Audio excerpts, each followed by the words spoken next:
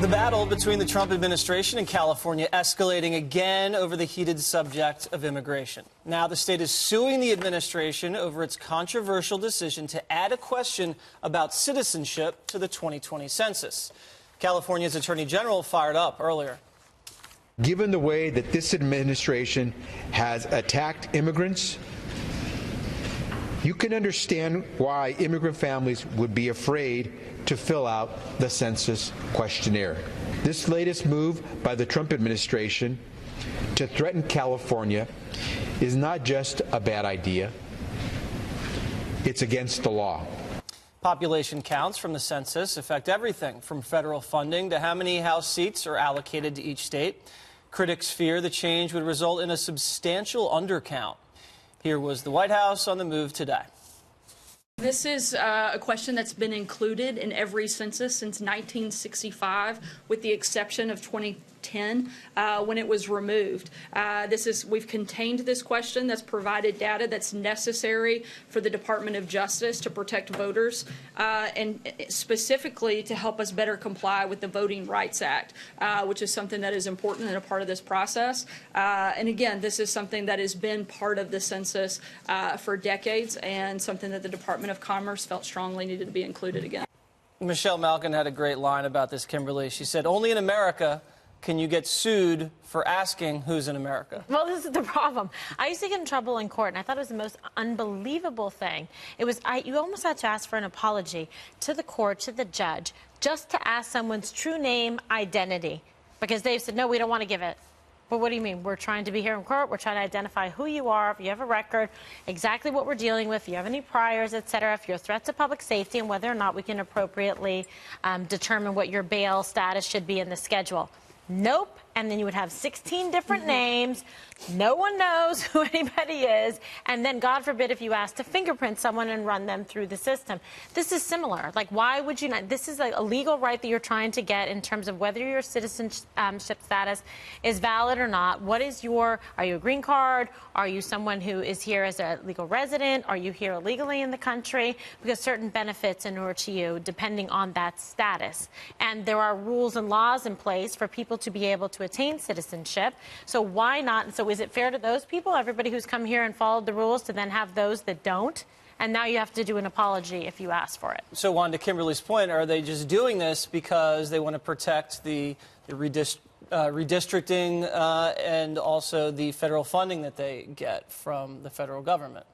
No, I think they do want to do those things, but it's not the reason. What's the real reason? Well, I think the real reason comes down to you want people to participate. The reason that we have a census, the reason the Federalist Papers, James Madison, established a census was that it was important to have an accurate count of the entire American population in order then to make sure that we were properly represented in the House, and also that we had statistics about where there was a need for federal funding projects and the like, that it was properly distributed. So who wanted to avoid there being a revolution of people who felt that they weren't being represented by the federal government. But I'll say this, let me just quickly add, this is about a situation where you had, I think here it says on my notes, you had about 63% participation in the census in 2010.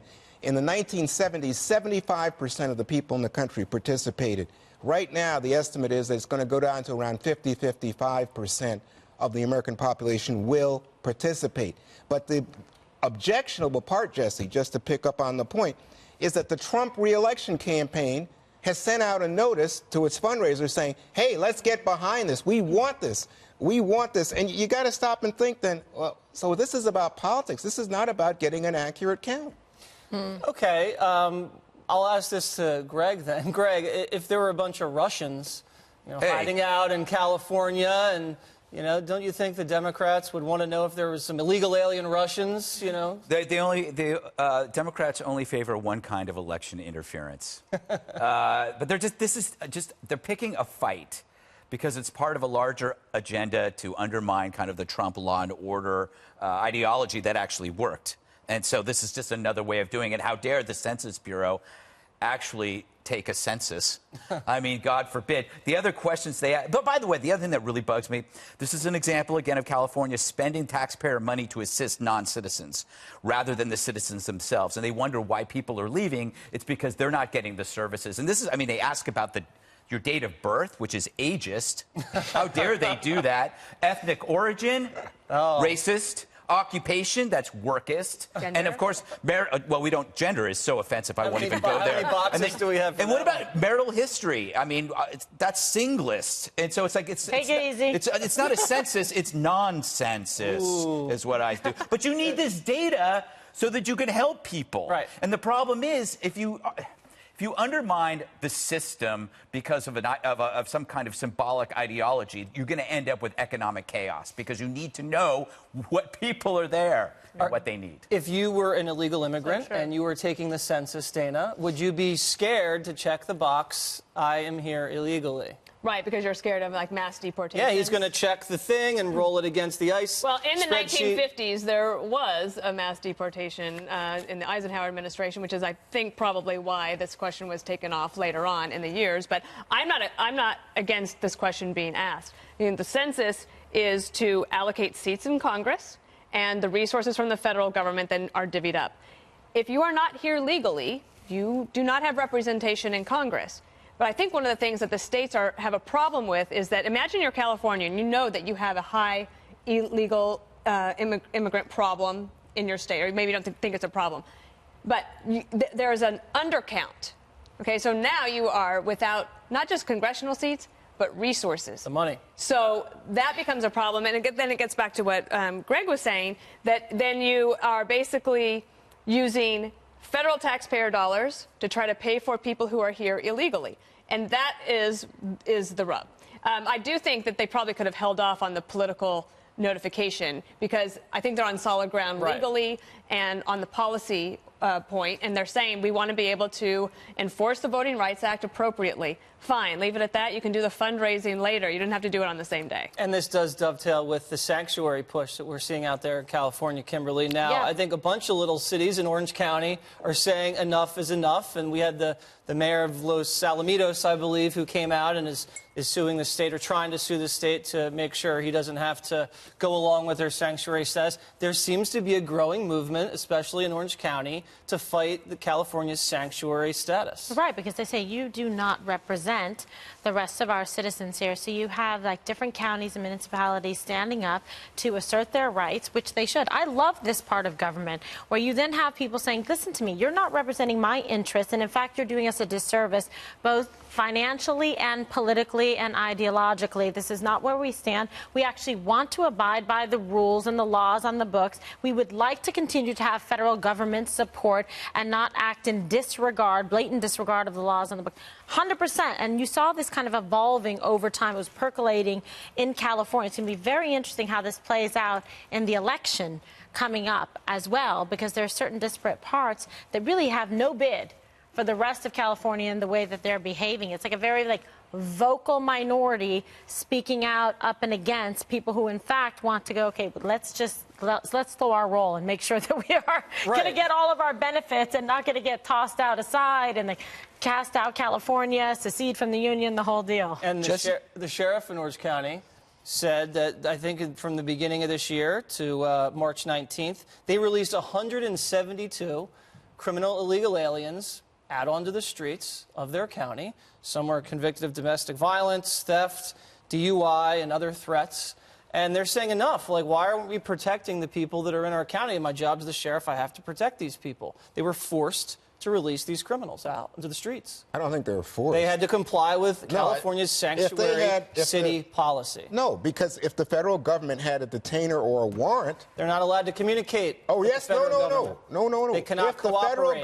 The federal government, there's no communication necessary. The federal government will issue a warrant. We want this person. They will issue the warrant when they know who's in the system. No, if they don't know who's in the system, how are they going to issue a That's detainer? The problem. If they know and they issue a detainer or a warrant, then they don't guess know what? because they're not getting the information because there's no cooperation. My point would be that, Kimberly, to continue that conversation, I think people have a right And the sheriffs and the folks in Orange County have a right to say, we disagree with the state. I'm all for it. But I don't agree. I could tell you liked that. What? I could tell you liked it. I did. But I also think that it's the case, just as we were talking about the census a minute ago, when you have Republican and Democrats who were former directors of the U.S. Census say to Wilbur Ross, the current head of Commerce and therefore Census, don't do it. We don't know. This is going to undermine the quality of our census. 6 former directors, Republican, Democrat. I think it's a worthy point.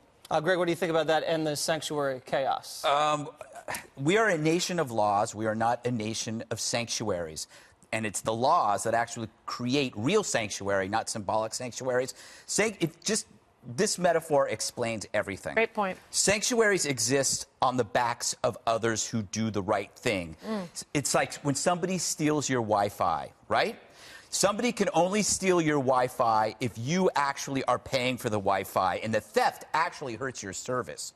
So sanctuary cities, which take in illegals, actually hurt the cities themselves because they are using more government assistance, more services, and more benefits. Yeah. So basically what sanctuary cities are people that are ripping you off of your Wi-Fi. And the problem with liberals is they can't see the logic. Let's just bring everybody in. Logic, Juan? Let everybody use your Wi-Fi because somebody else is paying for it. Yeah. But over time, your Wi-Fi can't handle it. And it drives me nuts that we allow leftists to be immune to their lawlessness. Well, I got to say, Greg, I am going to tell my children what you said tonight because, you know, they'll use my passcodes for various things, you know, HBO and the I have a feeling someone's ripping off Greg's Wi-Fi. I tell you, these Oh, are I see them legal. all the time. All right. You can always tell when your Wi-Fi's That's why you slow. need to name your Wi-Fi something like CIA surveillance. Yes.